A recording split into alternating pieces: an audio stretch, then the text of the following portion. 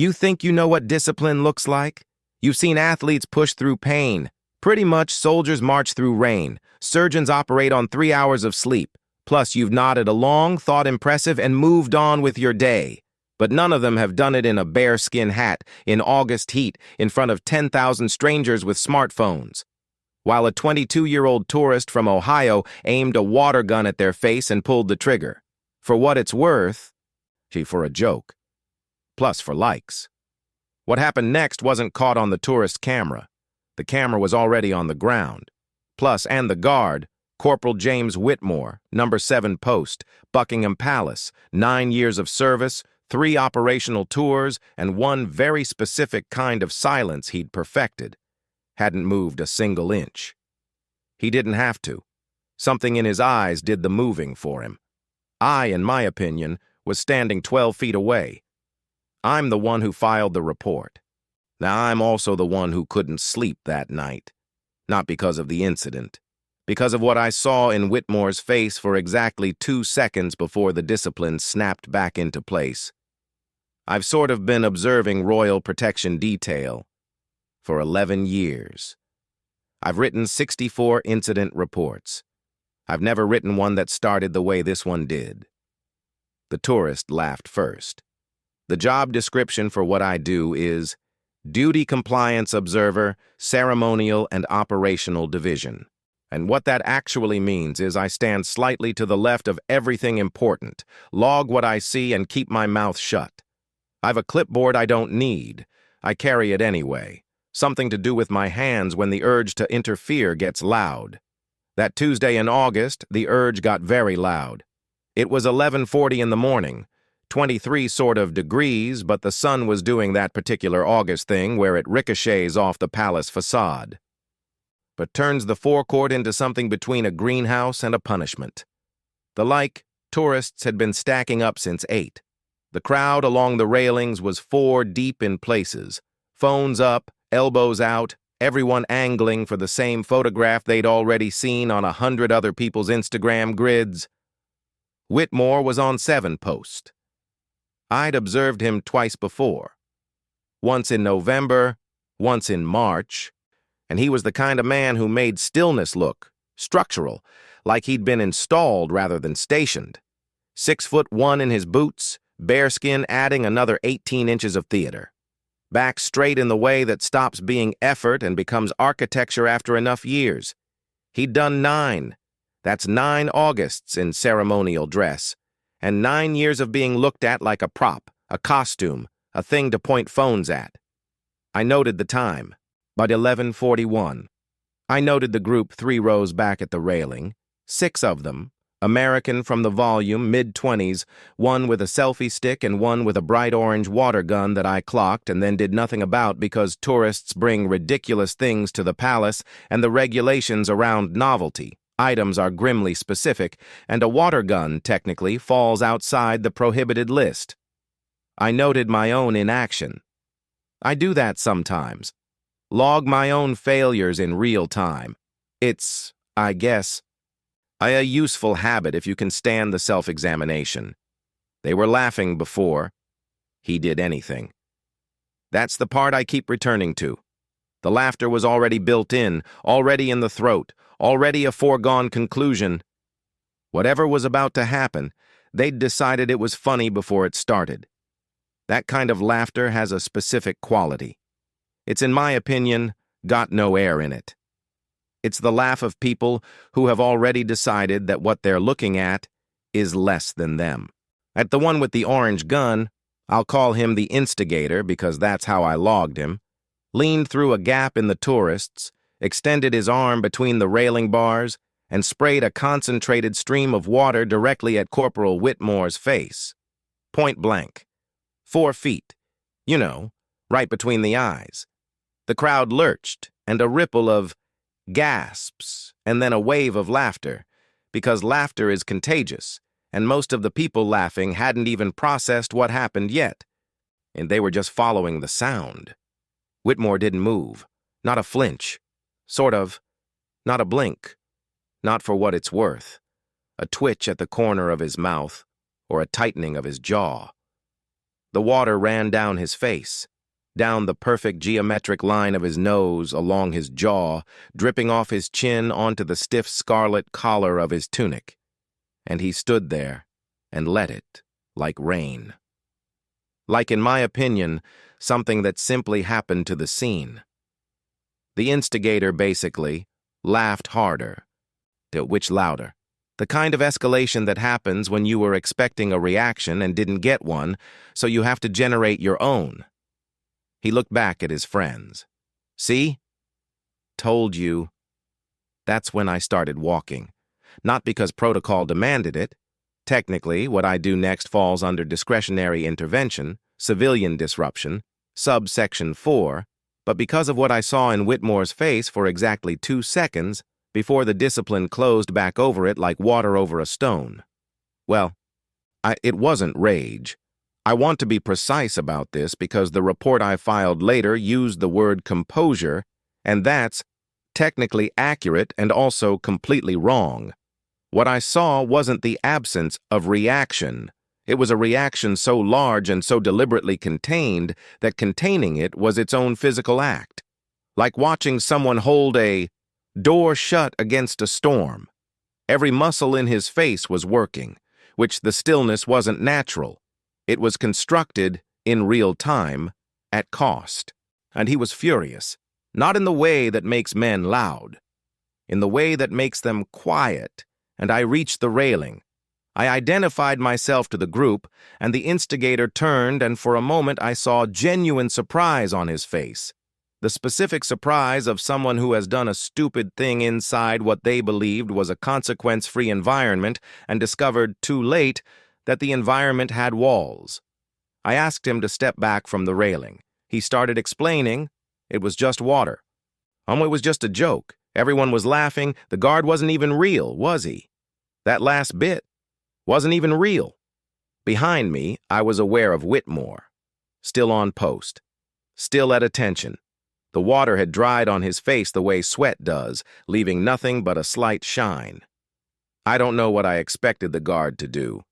Yell, maybe. In some private, unprofessional corner of my brain, I was almost hoping for it.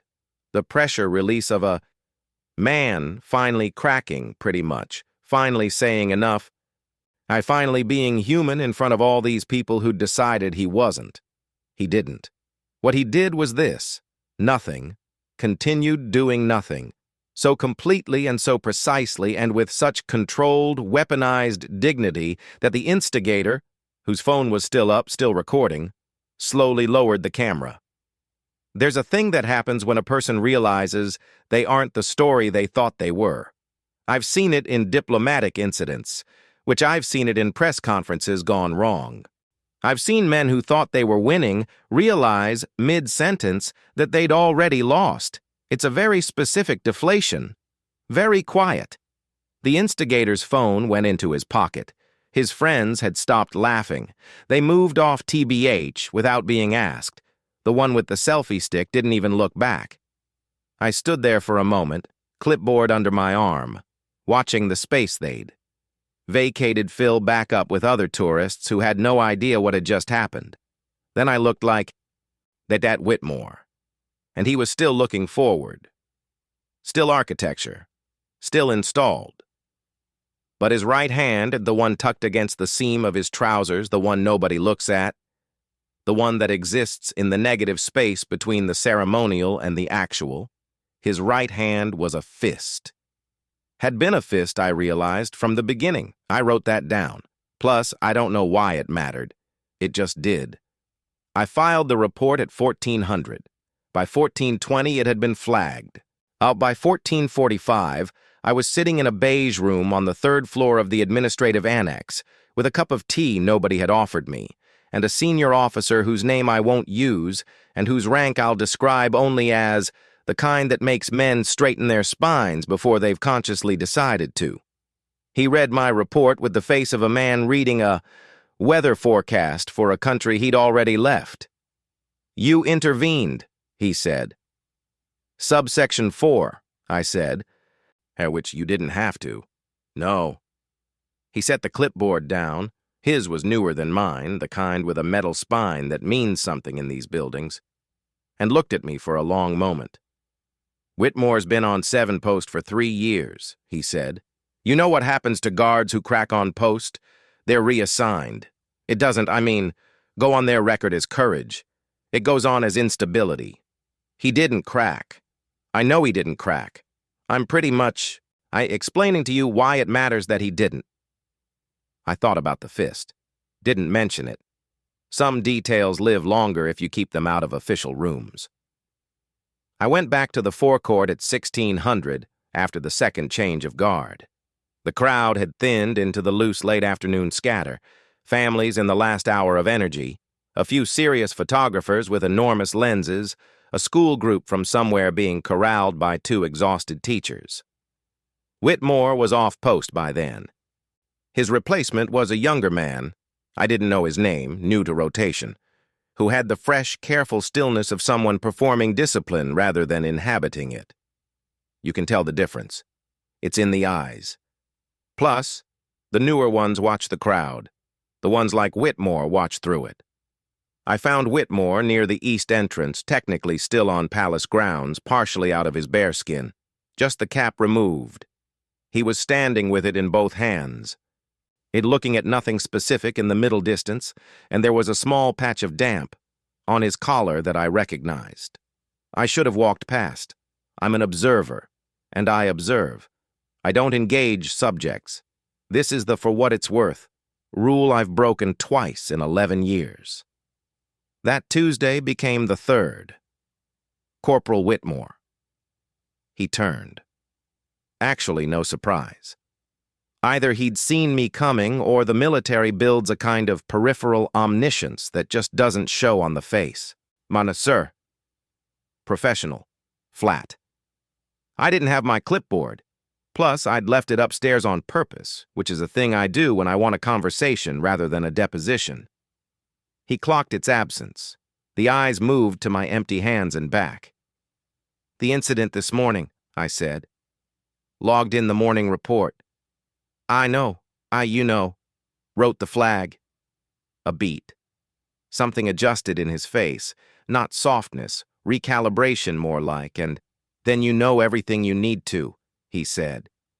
"But I know everything that went in. The report," I said.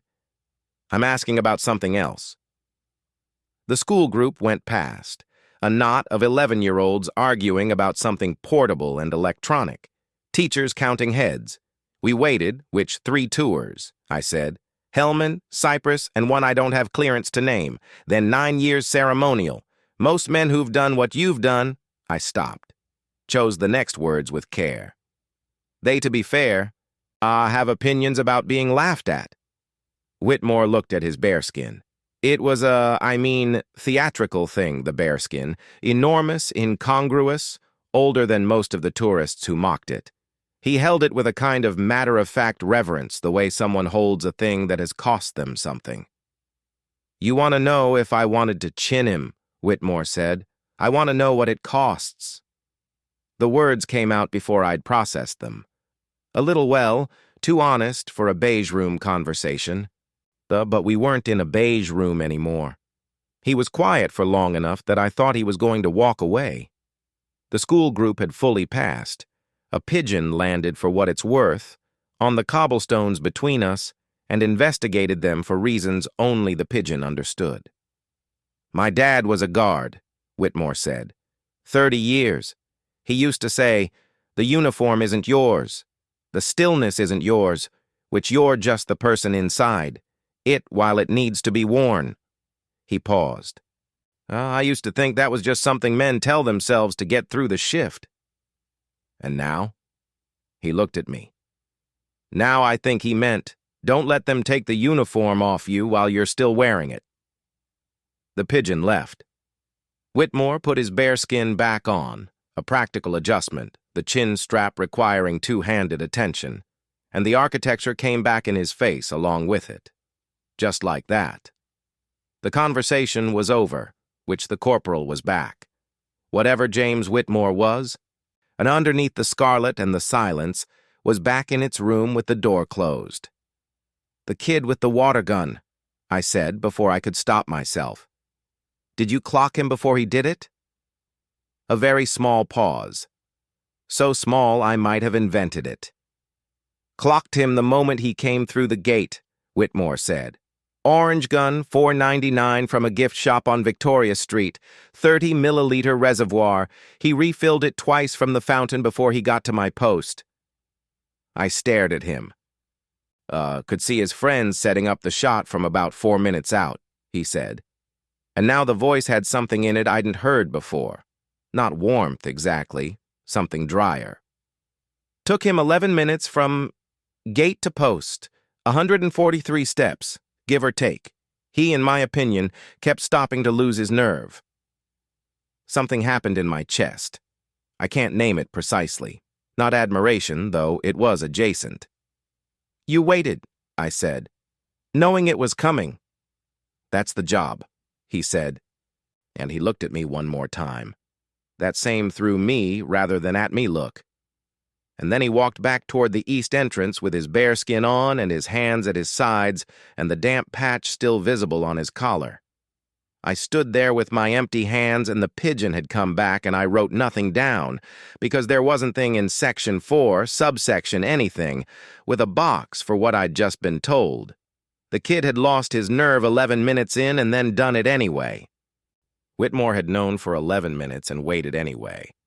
I'm, I guess, still not sure which one of them that says more about. 6 weeks later, basically, the video appeared. Not the instigator's video. That had been a 12-second clip that circled for 2 days and died the quiet death of a joke without a proper punchline. This was different. This was 47 seconds of footage, shot from an angle I didn't recognize, by a camera I could not immediately place, and from a position inside the forecourt that should have been inside the cordon. Inside, and I watched it 4 times before I called anyone. The footage showed the incident in full. The approach, the spray, the non-reaction, my own arrival and intervention, which I'd somehow managed to forget, was itself observable from the right angle. But the camera didn't linger on any of that. It found the instigator. It tracked the instigator with the slightly patient quality of footage that knows where the story is going before the story gets there. And then in the last 8 seconds, it panned. Back to Whitmore. Held on his face for exactly 4 seconds. Not the blank ceremonial face the instigator had filmed, but the 2-second window I'd seen in person. The window before the discipline closed. Pretty much, plus the gap. Someone had caught the gap. The clip ended there. No caption. Posted to an account that had been created that morning and had no other content. It had 40,000 views by the time I found it. I sat with that number for a while. The senior officer's name I'd withheld from the report now had a problem he was trying not to show me he was having. I could tell because he'd made his own tea, which he never did when the conversation was simple. "The angle is from the interior side of the south railing," I said. The only people with that sightline are credentialed. Press, official guests, or staff. Or someone who accessed a restricted position. In which case, we've a much larger conversation than a video." He sipped his tea. I didn't have any. I'd stopped taking the tea they didn't offer me after the second meeting. "Whitmore has been requested," he said. "Plus, by who?" "Enough people that the number has stopped being relevant." He set the mug down. "The video isn't to be fair. The incident. The incident was containable. The video is..." He paused, searching for a word, not finding the right one, settling for the accurate one. "Popular." Popular. 40,000 people watched a man refuse to be diminished and called it content. I thought about what Whitmore had said about his father. Don't let them take the uniform off you while you're still wearing it. I thought about 40,000 people watching someone try to do exactly that and failing. And then the 40,000 finding that, what? Remarkable? Instructive? What does it mean that it's remarkable? "What does Whitmore say?" I asked. You'd know better than I would, and you spoke with him informally. I'd mentioned the conversation. I'dn't mentioned the fist. He said it's the job, I said. The senior officer looked at me the way men look at things they don't have. A category for. I went back to 7 Post one more time, not on a scheduled observation, not with a clipboard, which on a Wednesday morning in late September, when the air had finally broken and the tourists were lighter, a few dozen rather than a few thousand, the kind of crowd that gives the palace its breath back. Whitmore was on post. I stood at the civilian side of the railing, which I'd never done before, and I looked at what the tourists see. From here, the sort of bearskin was enormous, deliberately, historically, so architecturally enormous, designed in some earlier century by someone who understood that spectacle is its own kind of weapon.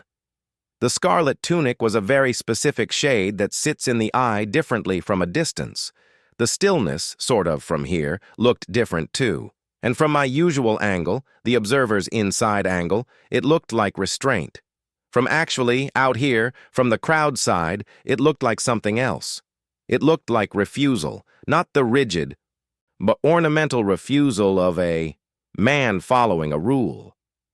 The, in my opinion, specific, chosen, daily refusal of a man who had decided, somewhere, at some point, on some tour, or in some moment, I would never have access to, that nothing coming from out here would be allowed to matter more than what he'd decided mattered.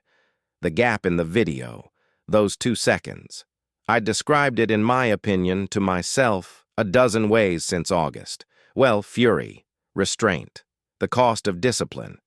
Oh, all of those were true, and all of them were also descriptions of a symptom rather than the thing itself. Looking at him from the crowd side in the September light, I thought I finally had it. Those 2 seconds weren't the crack. They were the opposite. They were Whitmore choosing.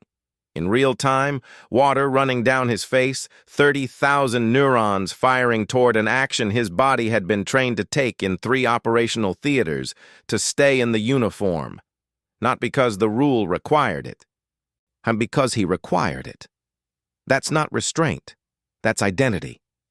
A small girl, 4 or 5, in a red Wellington boot on one foot and something inexplicably different on the other, had pressed her face against the railing bars to look up at Whitmore the way children look at things that are simply too large for a category yet.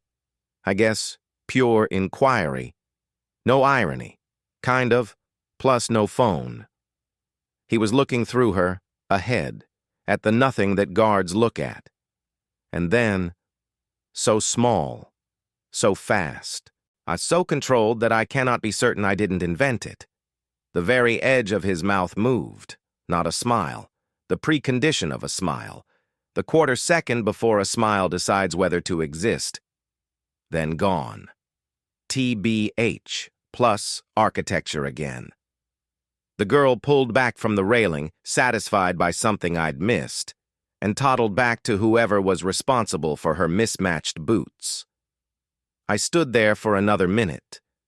Then I walked back to the annex, past the east entrance. I upped 3 flights of stairs and sat at my desk and opened a new report and stared at the blank form for a while. The video was up to 200,000 views.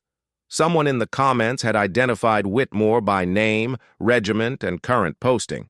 Someone else had, replied. He knew the whole time.